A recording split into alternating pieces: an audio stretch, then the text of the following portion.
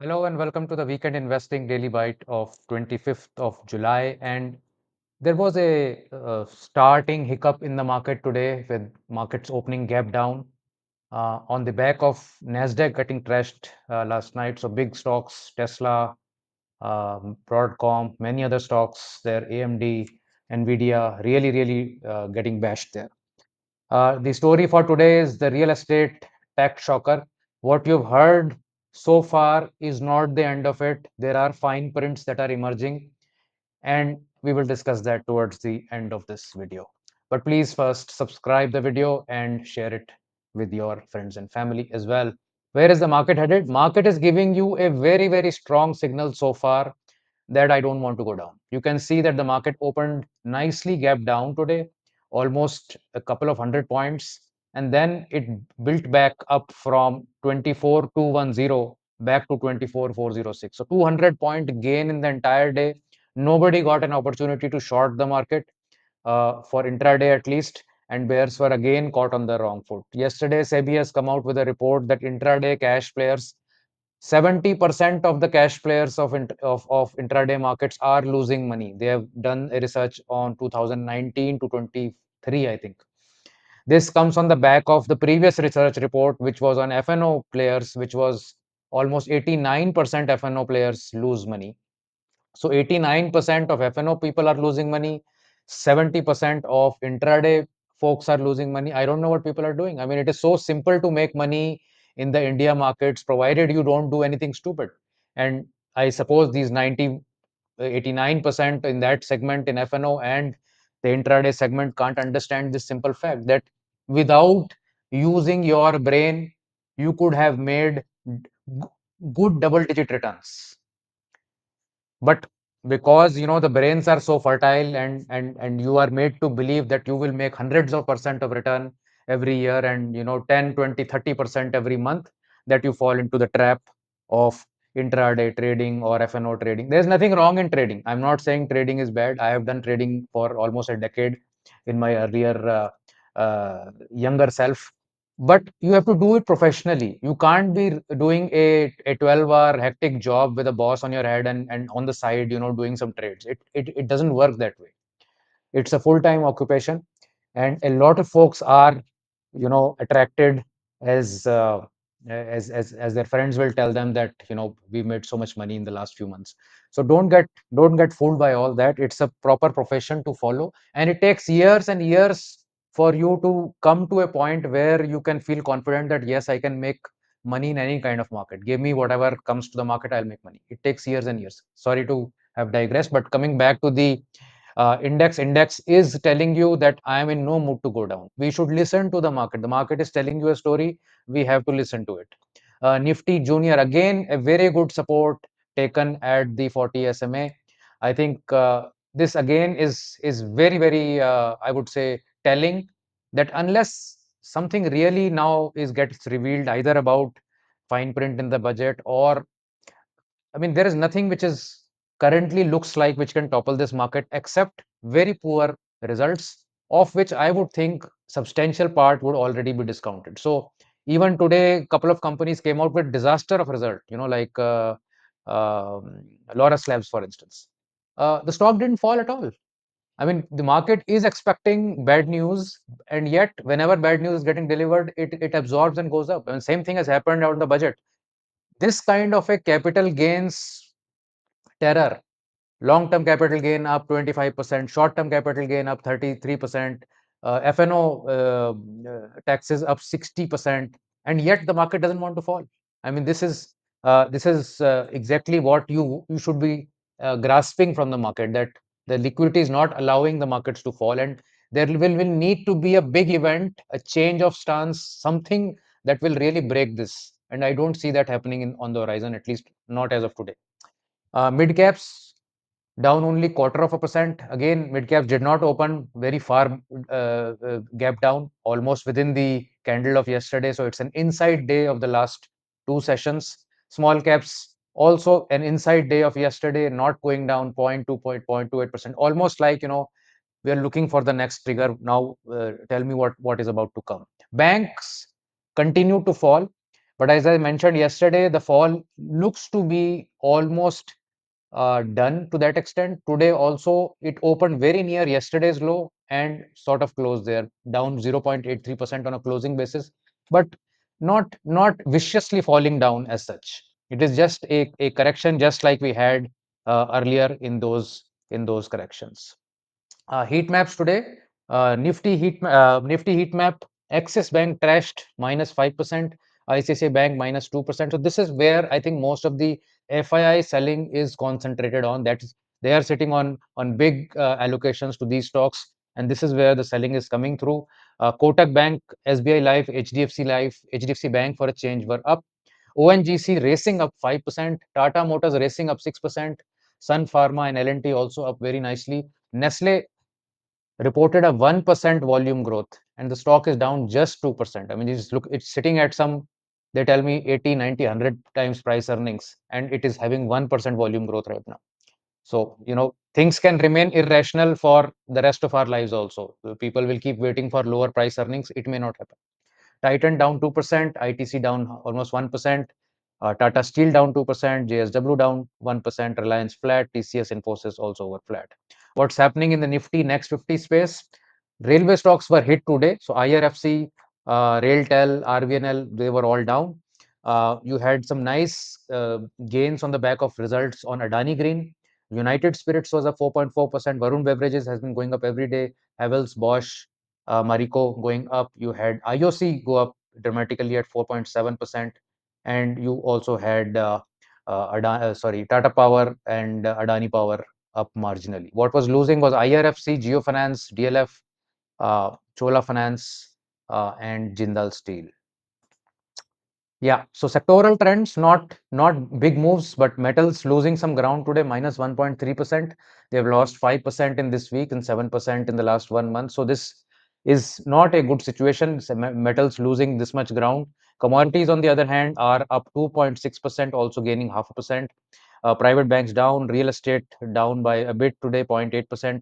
PSU banks totally down and flat, -0.6%. Pharma doing all right, minus plus 0.9%. Public sector enterprise stocks maintaining that gain in the last 1 month. They're up now 6.3%. Autos up 1.3%, and energy stocks also 1.3%. So energy, auto, public sector enterprise, they have all done well in the last week or so, not falling much. Pharma has done the best amongst all the sectors. Over the last 3 months, PSU banks and metals are the only sore points. Otherwise, you really had a fantastic move in 3 months in IT, public sector enterprise stocks, auto stocks, and FMCG stocks. Oil and gas index continues to be the favorite. So it is now climbing very close to its previous all-time high. It may challenge this high in a few days, up 2.2%. This is when the rest of the market was weak. So there is always, a contrarian, or you can see the relative strength of an index and then play in those particular sectors if you are a discretionary investor or trader. Autos also up 1.2%. We are coming close to the end of the month, so the numbers at the end of the month will be important. There is a lot of talk about piled up inventory in the auto space. We'll come to know on 1st of August. Stock spotlight. MMTC continues to baffle investors. Yesterday it had gone from 84 to 100 rupees, and today we are up from 100 to 121. Massive, almost 40% kind of a gain has come in 2 sessions, and of course on the long term, you already have MMTC doing a 12-year or 13-year high on that. Maybe it is to do with the gold duties, but the gold duties, while it will uh, you know uh, have a very promising demand pull because of the lower import duties, there is a strong rumor that is going around that the GST on gold may go up from 3% to 12% in the next GST meet. And if that happens, gold investing or buying in India will go dead. That is something that I just hope that doesn't happen, because at 12% GST, there's nobody who's going to buy gold.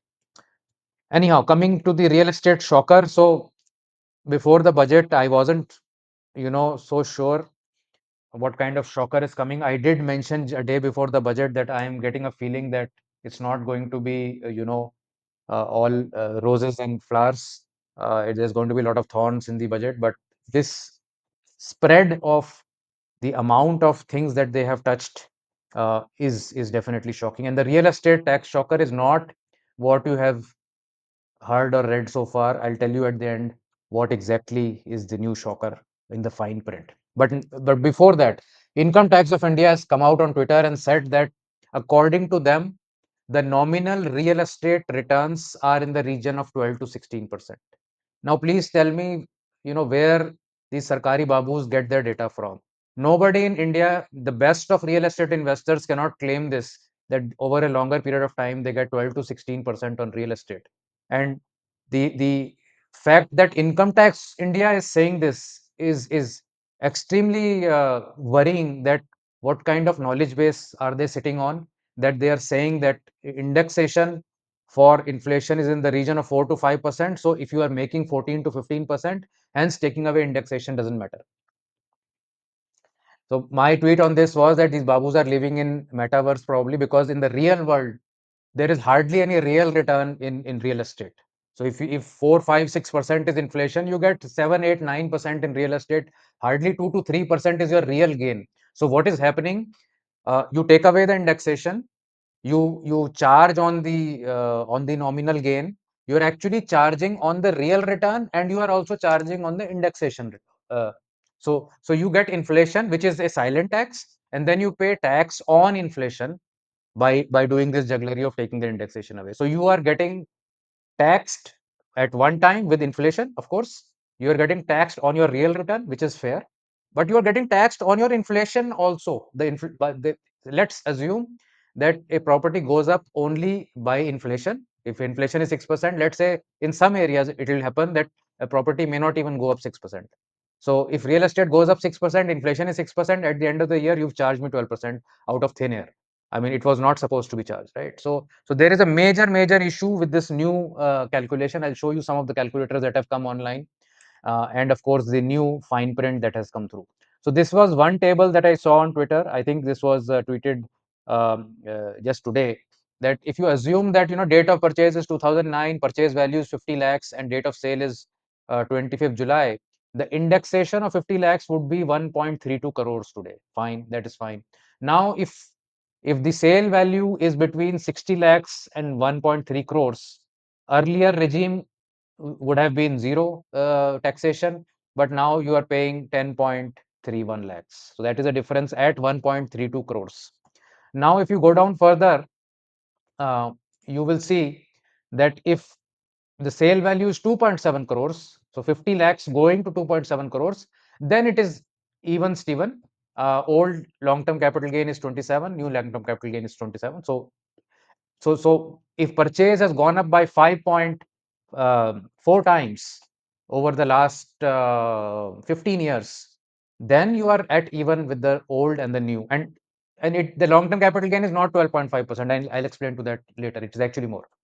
Uh, but then if you go to higher value, 2.8 crores, 3 crores, only then does the new long-term capital gain become lesser than the previous indexed one. So if you are able to do some magic, purchase a property at 50 lakhs and 15 years later sell it for 4.4 crores, then you save 12 lakhs on the new regime. So that is the kind of thing. Another calculator was sent out by Investors Capital, Zafar. Zafar is a great Twitter account, runs a great Twitter account with a lot of analytics. I follow him and I really appreciate his data. So he has calculated the property multiple above which the new regime becomes useful. So if you have, let's say, bought your property in 2009-10, if your property is up by 4.9 times or more, only then the new tax regime helps you. Let's say you bought it in 2004-5. Unless you've gone 7 times on your property, the new tax regime doesn't help you. If you, let's say, bought it in 2020, unless it is up by 50% since then, the new tax regime doesn't help you. So it's a very good tool to just see very quickly how things are happening. So in their own metaverse, these Sarkari Babus are thinking that people who invest in real estate make 15-16% CAGR, and they also say people who invest in stock markets don't have to do any effort and the stocks just keep going up. I don't know what world they're living in.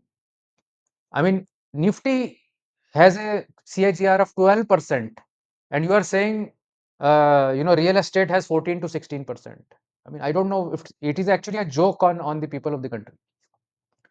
This is another very interesting calculator by Twitter handle Thakur Ke Haath. Very interesting handle actually. So what he has shown is that this is the CAGR on your real estate. These are the purchase year. So if you purchase something in 2004, 2005, then if your CAGR of your property so far is between 7 and 9 or 10, even 10%, then the new one is not good for you, right? You will pay more tax in the new one. You would have paid more tax in the old one if your CAGR is more than 10.5% to 13.5%. So what this is showing you immediately on a visual, very nice basis, and thank you to Mr. Thakur Ke Nohat or Thakur Ke Haath, is that if your property is doing really well, the new regime will help you, no doubt about it. But for most of the real estate in India, the nominal returns is somewhere between 8 and 9% only. So in all these years and all the CAGRs that you have, the new regime is not going to help you. You are going to pay more tax. So unless you are a great real estate investor in terms of finding deals and finding the best properties at lower rates, then the new one can help you. Otherwise, stick it with, you have to stick with with paying more tax. Now comes the kicker, the fine print that nobody was talking about. They are saying stamp duty will not be included in the base price for calculation of long term capital gain. Now the claim by revenue secretary is that this was not the case earlier also, but as far as general calculations were concerned, stamp duty, transaction cost, uh, registration charges for apartments, etc., they were supposed to be a cost of buying the house and be clubbed with the cost of apartment or your house. I I am not sure whether this was there or not earlier, but that is the practice that has been going on, that stamp duty was always included in the base price for calculation. So if stamp duty is about 7, 8, 9%, like CA Pachori has mentioned here, it actually increases your capital gains tax from 12.5% to 13.62%. I mean, it's not a minor gain. It is 1.125% more than what the government is going around telling people. So this is a hidden provision now that has come about, and this is going to create even more furor in the market. This is not a transparent, clean way of doing business, in my view. I mean, this is really, really, uh, you know, not required.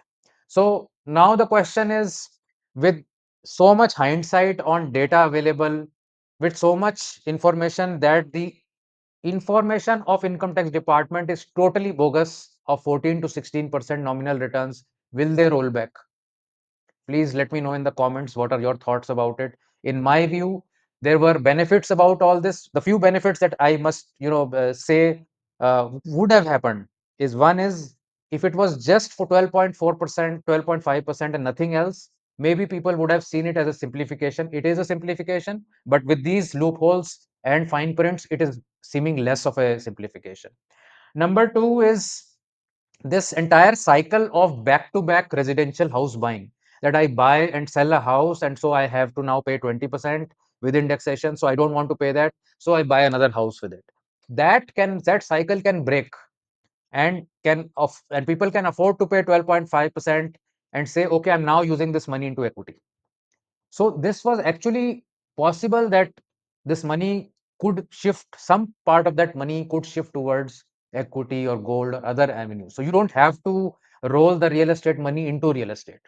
The third benefit that is possible here, if I see the positives of it, despite all the negative publicity that is going on, is that maybe the cash components in the real estate markets can come down. People may start to think that, why to take all the botheration of income tax on your head, surveys, going against the law for 12.5%. 12.5% by itself is not a bad rate, but with another 1.1% thrown in, maybe not. So I think government really needs to rethink what is the real returns, what is the nominal returns for real estate for most people. And I think National Housing Board has that data. It is in single digits. Based on that, they should recalculate what should be the long-term capital gain, and whether this includes stamp duty or not should also get clarified. Thank you so much for watching this. Do comment below. I love to read your comments, and I try to respond to each and every comment. And of course, please do share this video with your friends and family. Thanks. Bye.